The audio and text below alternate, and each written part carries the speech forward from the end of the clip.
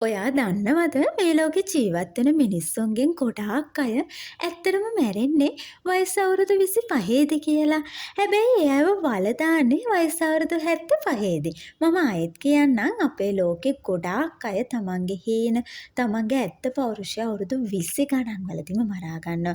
ඊට පස්සේ ඉතිරි අවුරුදු 50ම ජීවත් වෙන්නේ තමන්ගේම මලකඳ කරපින්නගෙන යන හුස්ම ගන්න රූකඩයක් වගේ. ඉතින් අද මම මේ කතා කරන්න ඔයාගේ ඇතුළේ ඉන්නේ මැරුණු කෙනාට ආයෙමත් පණ දෙන්නයි. මේ වීඩියෝ එක අවසානය වෙනකන් ඔයා බැලුවොත් ඔයා මෙච්චර කල් දාගෙන හිටියේ වෙස් මූණ ගැලවිලාමයයි. කැලෑවක තියෙන ලොකු ගහක් දිහා පොඩ්ඩක් බලන්න. ඒ ගහ ලස්සනට ශක්තිමත්ව වැඩෙන්න නම් ඒකට තද හුළඟක් තද අවුවක් වගේම පීඩනයක් ඕනේ. ඒ තද හුළඟට ගහ දෙපැත්තට වැහෙන කොටයි ඒකේ මුල් පොළව ඇතුළටම හාරගෙන ගිහින් ශක්තිමත් වෙන්නේ. හැබැයි අපි ප්‍රශ්නයක් ආපු ගමන් කරන්නේ ඒකට බයේ හැංගෙන එක. අපි හිතනවා පීඩනය කියන්නේ විනාශයක් කියලා. නෑ. පීඩනය කියන්නේ ඔයාගේ මුල් ශක්තිමත් කරගන්න ලැබිච්ච අවස්ථාවක්. පොඩ්ඩක් හිතන්න අලුත් පැන්සලක් ගැන. ඒකෙන් ලස්සනට ලියන්න ඕන නම් වරින් වර උල් කරන්න ඕනේ. ඒ උල් කරන හැම වතාවකම මේ පැන්සලට රිදෙනවා ඇති. ඒත් එහෙම උල්ුනේ නැත්තම් ඒකෙන් ලස්සන චිත්‍රයක් අඳින්න බෑ. ඔයාගේ ජීවිතෙත් අද ප්‍රශ්න කියන කටරකින් ඔයාව උල් කරනවා ඇති. ඒක රිදෙනවා තමයි.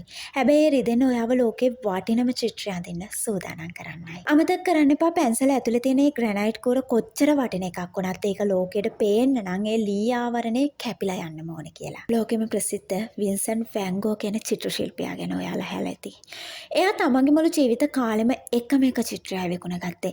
මිනිස්සු එයාට පිස්සු කියලා කිව්වා. එයාගේ කලාව ප්‍රතික්ෂේප කරා.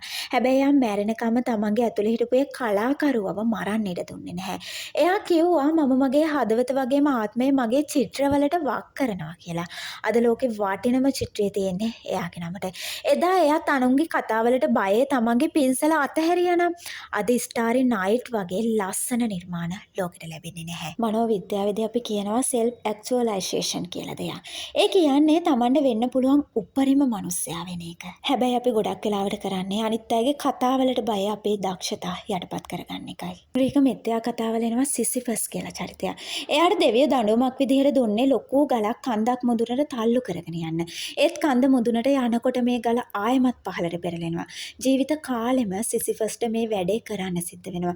මේක හරිම නිස්සාර වැඩක්. ඔයාටත් ඔයාගේ ජීවිතේ නිෂ්ඵලයි කියලා හිතලා ආපහු වැටෙන තැන් තියෙනවා නේද? ජොබ් එක නැතිවීම, බ්‍රේක්අප් එකක් වගේ දේවල්. හැබැයි මතක තියාගන්න මේ වැටෙන හැම වතාවකම ආයෙමත් නැගිටින්න ලැබෙන අවස්ථාව තමයි ඔයාගේ ඇත්ත ශක්තිය කියලා. ඔයාගේ ගල තල්ලු කරන හැම වතාවකම ඔයා සිසිපස් වගේම වීරයෙක්. නෙල්සන් මැන්ඩලා අවුරුදු 27ක් ඉරේ හිටියා.